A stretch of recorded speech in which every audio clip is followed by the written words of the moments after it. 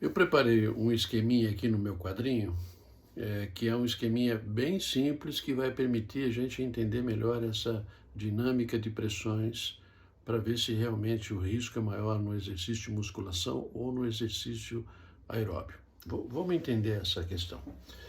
Aqui, suponha que eu tenho um capilar arterial, está aqui indicado, um capilar arterial. Obviamente, o sangue caminha nesse sentido, isso significa que mais perto do coração a pressão é maior, mais longe do coração a pressão é menor. Enfim, isso permite com que o sangue trafegue no capilar arterial até os tecidos. Aqui está representada a célula, né, que é o objetivo final de trazer nutrientes, oxigênio para essa célula, mas existe um espaço entre o capilar e a célula, que é o interstício, ok?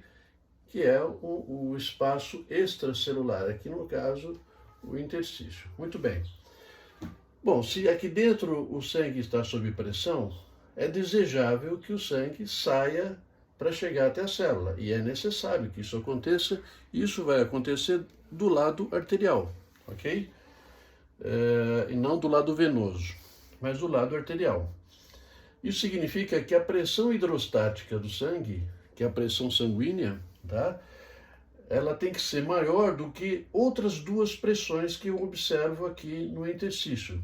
A primeira é a pressão intersticial. A pressão intersticial é a pressão do líquido que está contido pelo volume intersticial, ok? Então, ele tem uma pressão que normalmente é uma pressão pequena. O indivíduo em repouso é uma pressão pequena que não se altera muito, ok? Ela é bem pequenininha. E existe uma outra pressão que é chamada PC, pressão coloidosmótica. O que é pressão coloidosmótica? Você vai observar aqui que eu coloquei uns pontinhos dentro do capilar e uns pontinhos dentro da célula. Isso significa proteínas. Você vai encontrar proteínas aqui dentro e proteínas aqui dentro, mas não fora do vaso e fora da célula. Ou seja, no interstício eu tenho quase nada de proteína, quase nada. Um pouquinho sempre tem, mas é quase nada. Muito bem. Portanto, a pressão de filtração, que seria favorecer com que o sangue saia, vai seguir essa dinâmica, essa equaçãozinha aqui. Essa equaçãozinha é muito simples, eu apenas transcrevi o que está aqui. A força de saída, tá? Pressão de filtração final vai ser a força de saída, que é a pressão hidrostática, tentando trazer o sangue para cá, menos a soma das outras duas pressões do sentido contrário. Pressão intersticial e pressão coloidosmótica devido às proteínas arrastando o líquido para dentro do vaso, ok? De tal modo que essa pressão de filtração deve ser ligeiramente maior do que a pressão intersticial mais a coloidosmótica para permitir que o líquido saia, ok? Bom, a dúvida nossa é a seguinte: suponha que o indivíduo está vivendo um episódio de pressão muito alta, ok?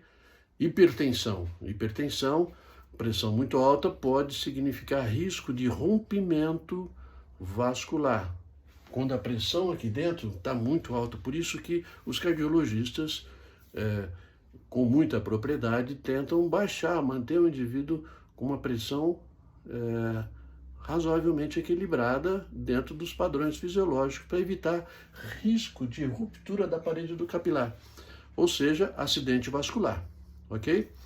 É um dos tipos de acidente vascular, tá? Muito bem.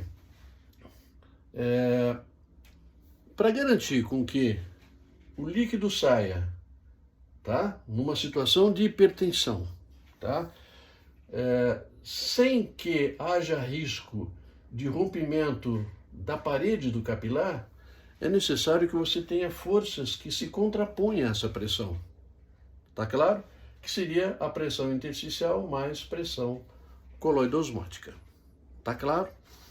Muito bem. No exercício aeróbio, essas pressões não mudam. Pressão intersticial e pressão coloidosmóticas mudam muito pouco. Isso significa que se a pressão subir durante um exercício aeróbio, você vai ter uma pressão de filtração, que é essa daqui, bastante positiva, ou seja, a pressão hidrostática subiu muito, né, durante o exercício. E se essas aqui se mantiveram, a pressão de filtração vai subir. Se a pressão de filtração sobe, há risco de rompimento vascular, ok? Acidente vascular. Suponha que o cara tem aqui um aneurisma, sei lá, rompimento, o risco de rompimento desse aneurisma. Tá claro? Muito bem. No exercício de musculação, se indica fazer sempre o que se chama de manobra de Valsalva. O que é a manobra de Valsalva? Antes de você realizar a fase concêntrica do movimento, suponha que você vai erguer um peso, né? Antes de você fazer esse movimento, você contrai o abdômen, contrai a musculatura do tronco, como se você fosse realizar a defecação. Fecha a glote, aumenta a pressão também torácica. Então, pressão abdominal mais pressão torácica aumentada, porque você está fazendo um esforço. É esse esforço para garantir com que você possa realizar o movimento de erguer um peso, por exemplo. Quando você faz essa manobra, que é uma manobra respiratória associada à manobra muscular, essa é chamada manobra de Valsalva, foi o indivíduo que descreveu isso, o que deve acontecer? A pressão do interstício aumenta. Por quê? Porque esse líquido aqui, quando você realiza a manobra, esse líquido tende a aumentar, a pressão aqui tende a aumentar significativamente. Ou seja, a pressão intersticial tende a aumentar significativamente. Quando a pressão intersticial aumenta significativamente, mesmo que você tenha aumento da pressão hidrostática, se a pressão intersticial sobe, ela se contrapõe à pressão do vaso. Com isso, você vai ter uma pressão de filtração que vai subir, porém, não vai ser uma subida muito significativa. Isso significa que o risco de preservação da parede do vaso é menor. Tá claro?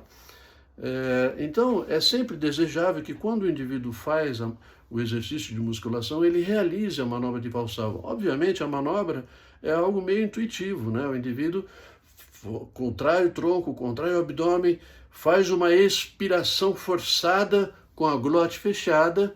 Isso vai aumentar bastante essa resistência, vai criar uma resistência ao sangue no interstício, de tal modo que a pressão transmural vai ser uma pressão menor do que o exercício aeróbio.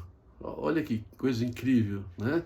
E, portanto, o exercício de musculação ele é mais seguro por conta da manobra e desse aumento da resistência periférica em função da pressão intersticial, desculpe, em função dessa manobra. Então, o risco de você ter um acidente vascular é menor, apesar da pressão sanguínea durante o exercício de musculação se elevar até mais do que a pressão de um exercício aeróbio, entendeu? Sobe muito a pressão durante um exercício de musculação. No entanto, existe a força contrária que se opõe a essa pressão e, portanto, isso preserva o vaso.